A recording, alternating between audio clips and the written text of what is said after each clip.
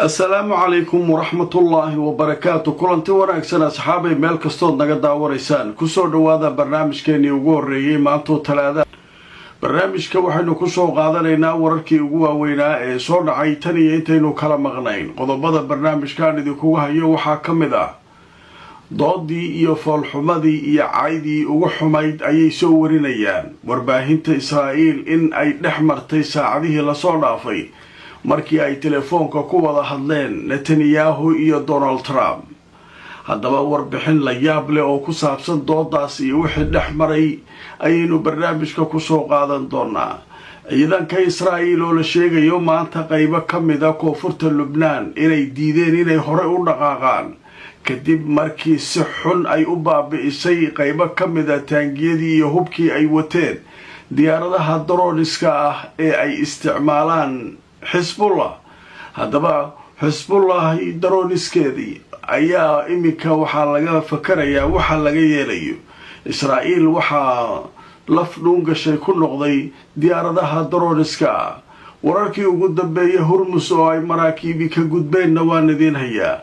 qodobadaas ayaynu ku soo qaadanaynaa barnaamijkeena ugu horeeya maantay barnaamijyada aanu idinkugu talagalnay inaan idiin soo gudbino haddii Allah awoodii ka raali noqdo.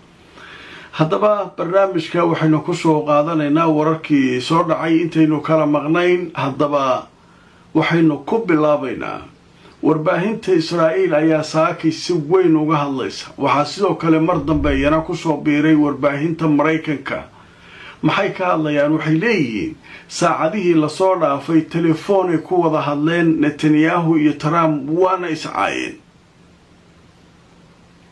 waa la iscaayay lugula waxba la iskuma reeban. sababtu maxay tahay? Netanyahu waxaa loo diiday inuu weeraro Beirut. Trump wuxuu taagan yahay Beirut ma weerari kartid, beddelkeeda weliba waxaynu ka shaqaynaynaa in xabadda ay joojisaan adinka iyo Hezbollah. Netanyahu wuxuu leeyahay maadaa loo diidi kara maba ka warhaysid waxa meesha ka jira. marka ninkan inuu wax ka hayo ninkan markii ay isqabtaan uu ka qaylisiinayo waa la yaabay. sheeko la yaab laa dhex martay marka warbaahinta wixii ay ka qoreen ayaan saakay idiin soo koobayaa oo idinla wadaagayaa. haddaba wararkii ugu dambeeyay waxay leeyihiin waxaa meesha ka dhacay waad waalan tahay, aniga la'aanteyna xabsi ayaad ku jiri lahayd ayuu yidhi Trump isagoo la hadlaya Netanyahu. wadahadalkii ugu xumaa ee dhex mara Trump ayaa wuxuu la yeeshay isaga iyo Netanyahu dhex maray.